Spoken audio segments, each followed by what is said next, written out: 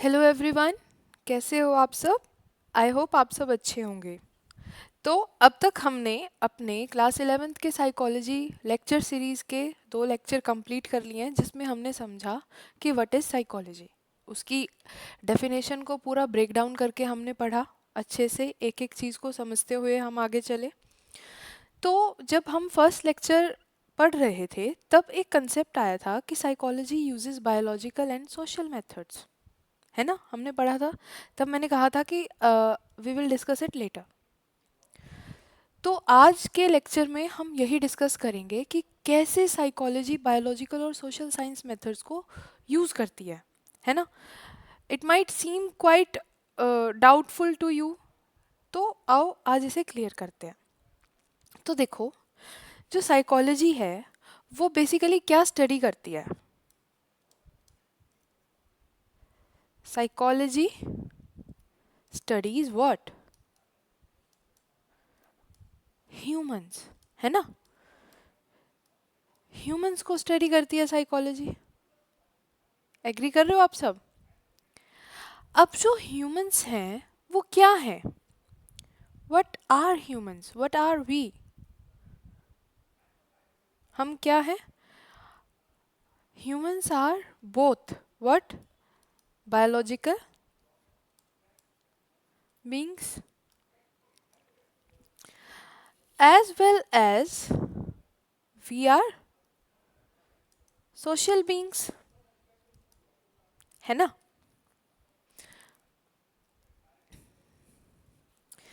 तो हमने क्या पढ़ा? पढ़ा तो क्या, हमें खुद पता ही है that humans are biological beings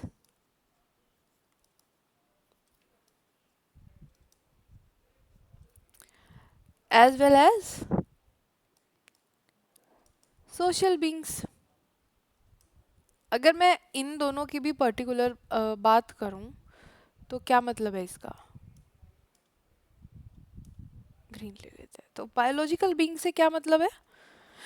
मतलब हमारे पास ब्रेन है, क्योंकि बायोलॉजिकल बीइंग्स का कुछ कुछ पोर्शन तो हम पीछे डिस्कस कर ही चुके हैं, है ना? ब्रेन हो गया, हॉर्मोन्स हो गया, है ना? नर्वस सिस्टम हो गया। तो हो गए ना biological beings, because these all are biological terms and there are many more. ठीक है, सिर्फ यहीं तक लिमिटेड नहीं है, और भी बहुत कुछ है। मैं तो जस्ट आपको समझाने के लिए इतना बता रही हूँ। सोशल बीइंग्स, सोशल बीइंग्स कैसे हैं? That we are living in groups, है ना? अकेले कहीं एक टापू पे जाके थोड़ी बसे हुए हैं हम। We are living in groups. ठीक है, कल्चर्स हैं हमारे, डिफरेंट डिफरेंट फैमिलीज हैं, फ्रेंड्स हैं, है ना?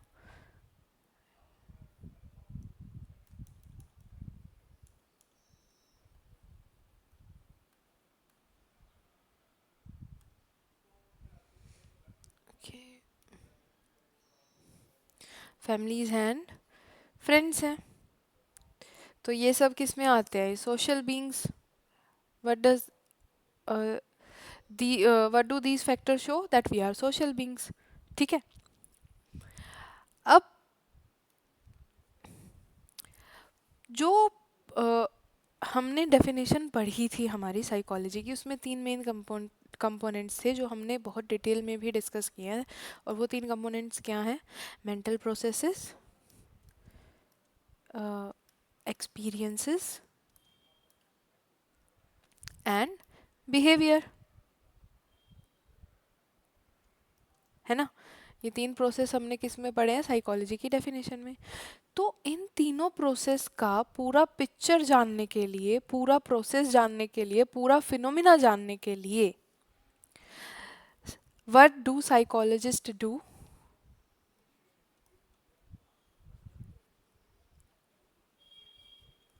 Psychologists borrow methods from biological and social science। समझे? कि इन तीनों चीज़ों को समझने के लिए साइकोलॉजिस्ट्स बायोलॉजिकल और सोशल साइंस से कुछ मेथड्स बोरो करते हैं इनको समझने के लिए। नहीं आया समझ? कोई बात नहीं, डिटेल में समझते हैं कि कौन कौन से मेथड्स हैं और क्या मतलब उन मेथड्स को यूज़ करके हमें कैसे पता चलता है इन तीनों चीज़ों के बारे में, या फिर साइकोलॉजी के बारे में हमें कैसे पता चलता है। तो सबसे पहले हम करते हैं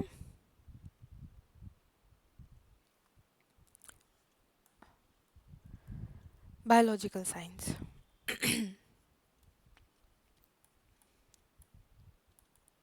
है ना? बायोलॉजिकल साइंस के कौन से टेक्निक्स हैं या कौन से मेथड्स हैं जिनको यूज़ करके हम साइकोलॉजी को समझते हैं। तो देखो, ये वो मेथड्स हैं, ठीक है, बायोलॉजिकल साइंस के मेथड्स वो मेथड्स हैं, methods that are used to study the body mind connection. ठीक है, वो मेथड्स जो यूज किए जाते हैं to study what, to study the body and mind connection. ठीक है, तो वेरियस टेक्निक्स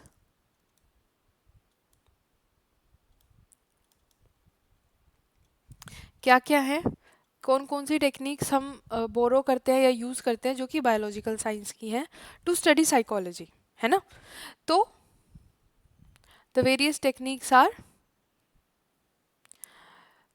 ये हम पढ़ भी चुके हैं, है ना, दैट इज ब्रेन इमेजिंग। पढ़ा था हमने ब्रेन इमेजिंग। ब्रेन इमेजिंग क्या था,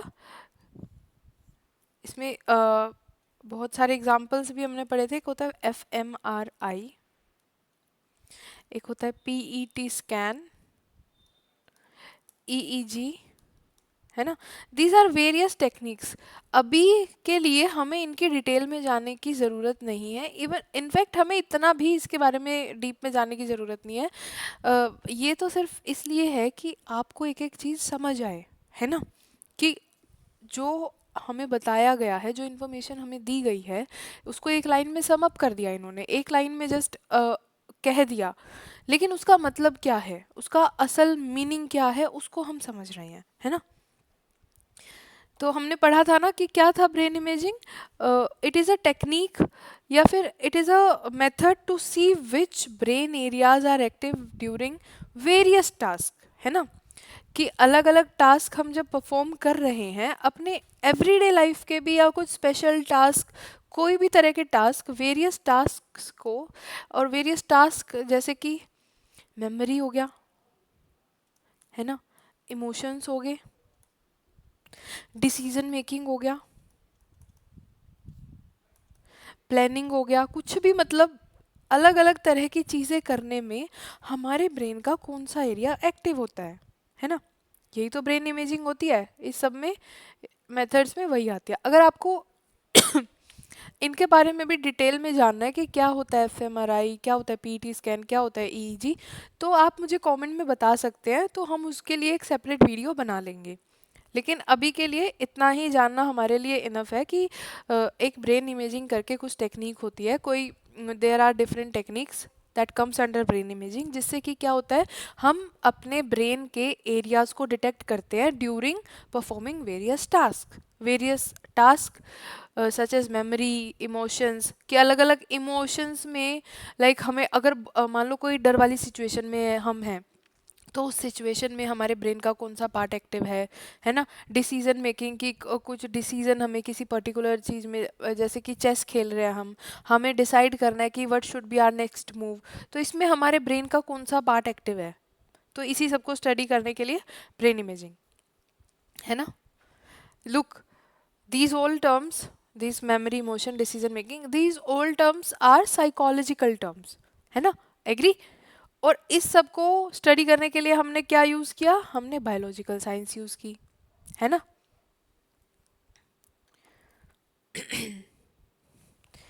और कौन सी टेक्निक हो सकती है, एक होती है फिजियोलॉजिकल मेजर्स, इसके अंडर क्या आते हैं, जैसे मान लो कि कोई ऐसी सिचुएशन है, आप बहुत ज़्यादा डर रहे हैं या नर्वस हैं, तो आपकी हार्ट बीट फास्ट हो जाएगी, है ना, मतलब कि आपका हार्ट रेट जो है वो वेरी करेगा।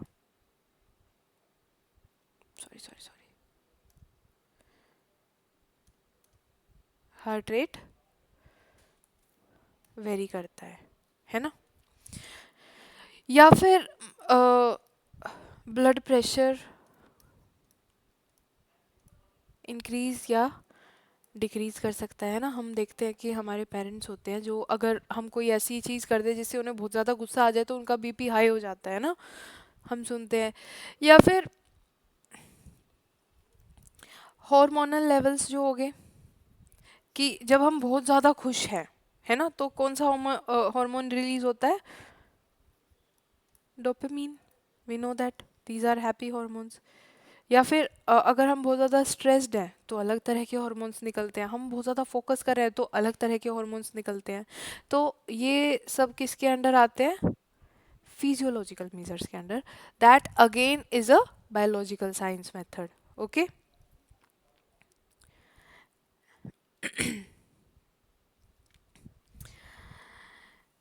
नेक्स्ट जो हमारा आता है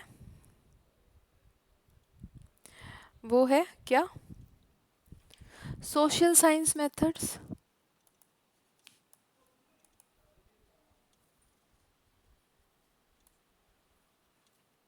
इन साइकोलॉजी, है ना, कि सोशल साइंस से हमने कौन से मेथड्स बोरो किए to understand psychology. See, we are humans, है ना, and humans live in societies, हम सोसाइटी में रहते हैं, एंड कल्चर्स, है ना, एग्री कर रहे हो। तो हमारा जो बिहेवियर है ना, नॉट कंप्लीटली बट समवट और major part of it is shaped by society या फिर कल्चर या फिर ट्रेडिशन, जो भी है, ठीक है, जो भी सोशल एस्पेक्ट में है। तो सोशल एस्पेक्ट भी हमें एक अलग तरह से मोल्ड करता है, हमारे बिहेवियर में दिखता है वो, है ना। हम जिस एरिया से बिलोंग करते हैं, हम जिस सोसाइटी से बिलोंग करते हैं, हम जिस कल्चर से बिलोंग करते हैं, वो हमारे एक्सपीरियंस में, हमारे बिहेवियर में, वो हमारे मेंटल प्रोसेस में, हमारे थॉट प्रोसेस में इट डेफिनेटली रिफ्लेक्ट्स, है ना। तभी तो हम देखेंगे कि एक कल्चर के जो लोग हैं वो दूसरे कल्चर के लोगों से समवट डिफरेंट होते हैं, क्योंकि वो उनके बिहेवियर में आ जाता है। तो इसका क्या मतलब हुआ, अब सोशल एस्पेक्ट्स जो हैं हमारे, मतलब कि जो हमारे सोशल एस्पेक्ट्स हैं, जो हमारे ऊपर सोशल इम्पैक्ट है, सोसाइटी का या कल्चर का इम्पैक्ट है, of what, behaviour and experiences, जिसको ब्रॉडली हम क्या कह सकते हैं, साइकोलॉजी कह सकते हैं इसे हम। मतलब कि social aspects of what, psychology. इसको स्टडी करने के लिए है, to study this psychology borrows social science methods. अब सोशल एस्पेक्ट को स्टडी करने के लिए व्हाट, अगर मैं इन जनरल टर्म कहूँ तो to sorry,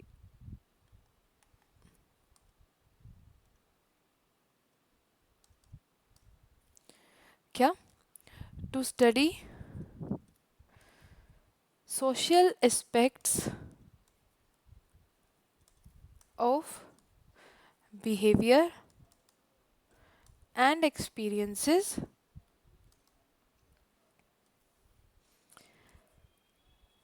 psychology borrows methods from social science. ठीक है, अब जैसे हमने बायोलॉजिकल साइंस की टेक्निक्स और मेथड्स देखे थे, अब हम कुछ मेथड सोशल साइंस के भी देखते हैं ताकि हमें थोड़ा बहुत आइडिया हो जाए, क्लियर हो जाए कि क्या कहना चाहते हैं, है ना। तो टेक्निक्स देख लेते हैं, टेक्निक्स क्या होती हैं।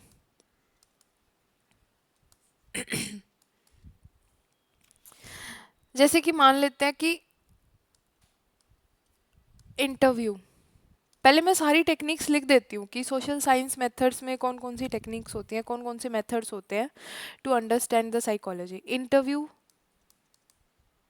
हो गए, या फिर ऑब्जर्वेशन होगी, है ना, या फिर केस स्टडी होगी, या फिर सर्वे हो गए, सर्वे हो गए या क्वेश्चनर हो गए। अब इन सबको एग्जाम्पल के थ्रू मैं थोड़ा थोड़ा आपको समझा देती हूँ कि आपको एक आइडिया हो जाए, क्लियर हो जाए आपको कि मैं क्या कहना चाहती हूँ। तो सबसे पहले इंटरव्यूज़, ठीक है। इंटरव्यूज़ में क्या है, हम सबको पता है कि फेस टू फेस हम क्वेश्चंस पूछे लोगों से, या फिर ऑनलाइन वे में भी हम पूछ सकते हैं ना। कोविड के बाद तो काफ़ी कुछ ऑनलाइन ही हो गया है, तो फेस टू फेस या ऑनलाइन मोड में हम लोगों से अलग अलग क्वेश्चंस पूछें उनके एक्सपीरियंस को जानने के लिए। फॉर एग्जांपल कि टीनेजर्स का हम इंटरव्यू लें और उनसे पूछे कि how do you feel when your parents compare you with others, है ना, बहुत कॉमन है। और आप तो अभी इसी एज में हैं कि आपके पेरेंट्स आपको कंपेयर करते हैं दूसरों के साथ, आपके फ्रेंड्स के साथ। मान लो आप कोई एवरेज स्टूडेंट हो और आपका कोई फ्रेंड है वो टॉप करता है हमेशा क्लास में, है ना, तो आपको कंपेयर किया जाता है आपके पेरेंट्स के द्वारा। तो मैं आपका इंटरव्यू लूँ, है ना, आपका इंटरव्यू लूँ आपका इस रिगार्ड में एक्सपीरियंस जानने के लिए, या आपका क्या बिहेवियर रहता है कि जब आपके पेरेंट्स आपको कंपेयर करते हैं किसी और के साथ, है ना। तो मैं एक तरह से ये एक टेक्निक होगी ना, सोशल टेक्निक होगी ये, आपका एक्सपीरियंस जानने के लिए, आपका बिहेवियर जानने के लिए, और क्या आपका मेंटल प्रोसेस होता है ये जानने के लिए। तो एक हो गया, ये क्लियर हो गया।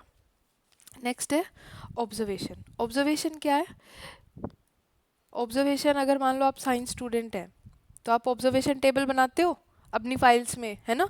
तो वो ऑब्जर्वेशन क्या होती है कि कोई पर्टिकुलर आपको एक्सपेरिमेंट या प्रैक्टिकल करने को दिया जाता है, आप उसको परफॉर्म करते हो, देन आप अपनी ऑब्जर्वेशन टेबल बनाते हो कि जो भी आपने मान लो कुछ किसी चीज़ को कांस्टेंट किया, किसी चीज़ को वेरी किया, तो इस सब के रिगार्डिंग आप ऑब्जर्वेशन टेबल बनाते हो। तो इसी तरह से हमारे साइकोलॉजी में, या मैं कहूँ सोशल साइंस में भी ऑब्जर्वेशन होती है। ऑब्जर्वेशन का क्या मतलब है, watching how people behave in natural settings, ठीक है।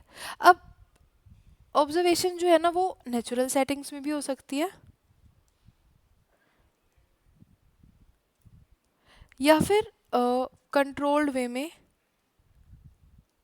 या फिर एक्सपेरिमेंट्स, या फिर मैं कहूँ कि एक्सपेरिमेंट की जगह मैं कह दूँ कि लैब्स में, ठीक है। इसका क्या मतलब है मैं थोड़ा सा बता देती हूँ कि एक तो हम मान लो किसी भी पर्सन को हम ऑब्जर्व करना चाहते हैं, उसके बिहेवियर को जानना चाहते हैं, तो हम बिना छेड़छाड़ के उसको बिना बताए कि आप अंडर ऑब्जर्वेशन है, उसकी नेचुरल सेटिंग्स में, कि जो वो रोज कर रहा है उसको हम एक जगह जाके, किसी ऐसी जगह कि हम उसके आसपास ही रहें, हम उसको ऑब्जर्व करें। तो ऑब्जर्वेशन इन नेचुरल सेटिंग्स तो यही हो गया कि उसको हम उसके नेचुरल हैबिटेट में ही ऑब्जर्व कर रहे हैं कि क्या उसकी दिनचर्या है, और उसके हिसाब से हम कुछ आउटकम्स निकालें। और कंट्रोल्ड ऑब्जर्वेशन में क्या होता है कि लैब्स में हम ऑब्जर्व करते हैं कि अपने हिसाब से सिचुएशंस को, सर्कमस्टांसेस को कंट्रोल करके, ठीक है, कि इन पर्टिकुलर सिचुएशन में, कि हम एक पर्टिकुलर सिचुएशन में ही हम अपने उसको क्लाइंट को डाल दें जिसको हमें ऑब्जर्व करना है, कि इस पर्टिकुलर सिचुएशन में ये कैसे बिहेव करेगा या क्या इसका एक्सपीरियंस रहेगा, इसको स्टडी करें, है। आई होप कि ऑब्जर्वेशन टर्म भी आपको क्लियर होगी। Next is case study. Case study क्या होता है, जैसे कि नाम इसका डिपिक्ट कर रहा है कि कोई पर्टिकुलर केस है। केस किसका, कोई पर्सन हो सकता है, या कोई ग्रुप हो सकता है, या कुछ भी हो सकता है, ठीक है। उसको हम स्टडी कर रहे हैं इन डिटेल, डिटेल में हम उसको स्टडी कर रहे हैं, ठीक है। फॉर एग्जांपल ये ले लेते हैं that detailed study of a student who shifted to a new school and how they adjusted socially and emotionally. समझे कि हम एक स्टूडेंट की स्टडी कर रहे हैं जो अभी अभी मान लो कि कोई स्टूडेंट है, वो पहले कहीं और रहते थे, उनके पेरेंट्स कहीं और थे, फिर उनके फादर की क्या होगी, ट्रांसफ़र होगी किसी दूसरी जगह, तो दूसरी जगह उन्होंने नए स्कूल में एडमिशन लिया। तो अब हम उस स्टूडेंट को स्टडी करना चाहते हैं कि कैसे उसने अपने आप को सोशली एंड इमोशनली एडजस्ट किया। तो हम केस स्टडी में भी there are various methods, like हम इंटरव्यू कर सकते हैं, ऑब्जर्वेशन कर सकते हैं, है ना। तो काफ़ी सारी चीज़ें कर सकते हैं, उसके फ्रेंड्स से पूछ सकते हैं कि हाँ भाई इसका कैसा आपके साथ बिहेवियर है, कैसे ये इंटरेक्ट करता है, ये कंफर्टेबल भी है, अनईजी तो फील नहीं कर रहा। तो ये सब हम इसमें केस स्टडी में ये कहते हैं, मतलब पूरी डिटेल स्टडी करेंगे हम उस पर्टिकुलर स्टूडेंट की या किसी भी पर्सन की या किसी भी ग्रुप की, जो भी हमारा इंटरेस्ट है। नेक्स्ट आते हैं सर्वे एंड क्वेश्चनेयर। लुक, ये तो बहुत कॉमन है। सर्वे एंड क्वेश्चनेयर में क्या होता है कि we are asking large group of people structured question, मतलब एक स्ट्रक्चर्ड सेट ऑफ क्वेश्चंस है।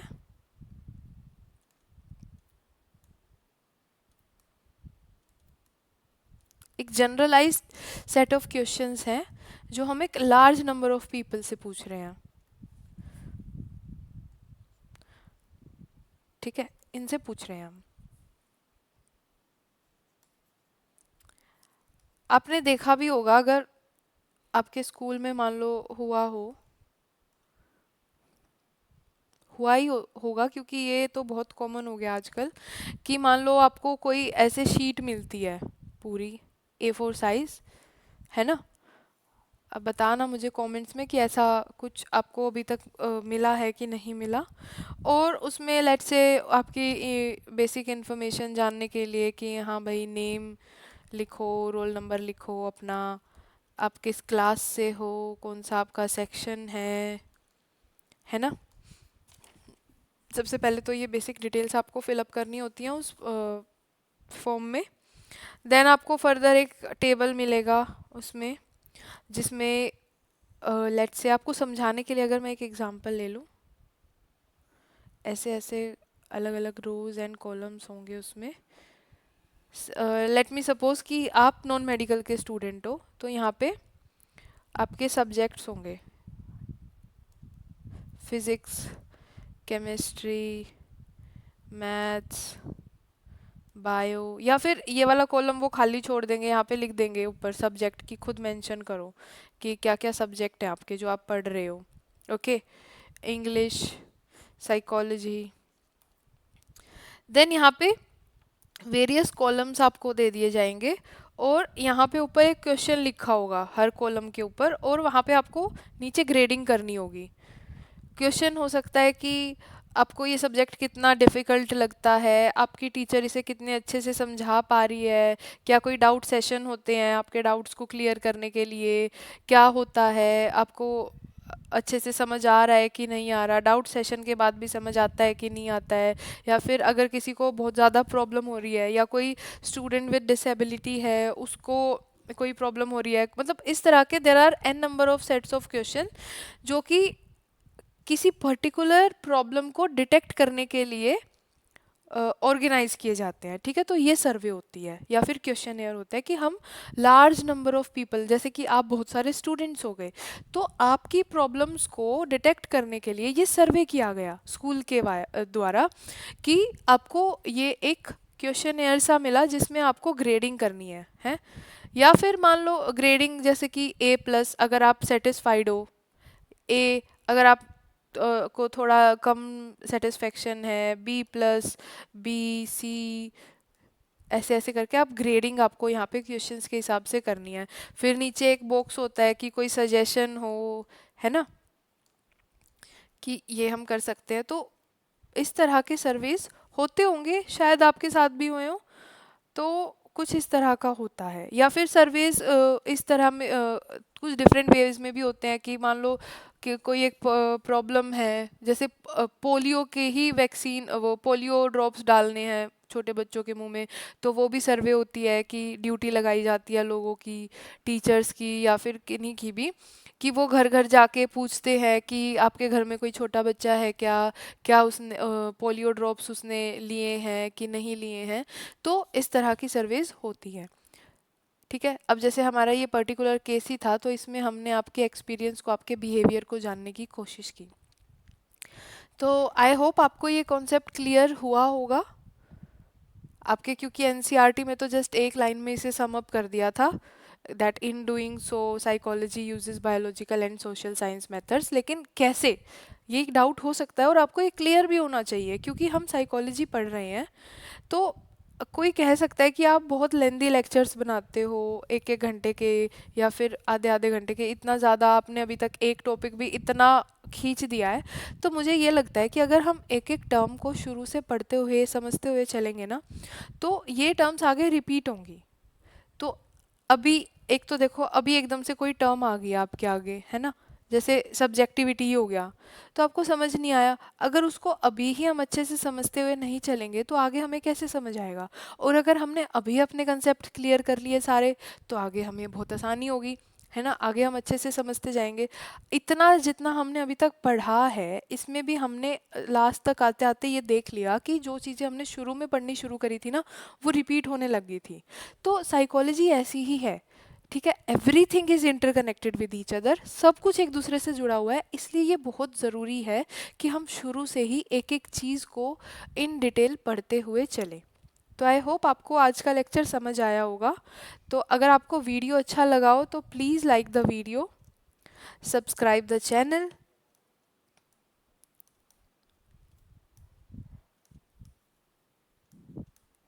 ऑल्सो आपके फ्रेंड्स हैं जो साइकोलॉजी पढ़ना चाहते हैं, जिनको बेसिक से शुरू करना है, उनको समझ नहीं आ रहा कि कैसे शुरू करें, एनसीईआरटी थोड़ी टफ लग रही है पढ़नी, तो आप प्लीज़ उनके साथ वीडियो शेयर करें, जितना ज़्यादा हो सके शेयर करें।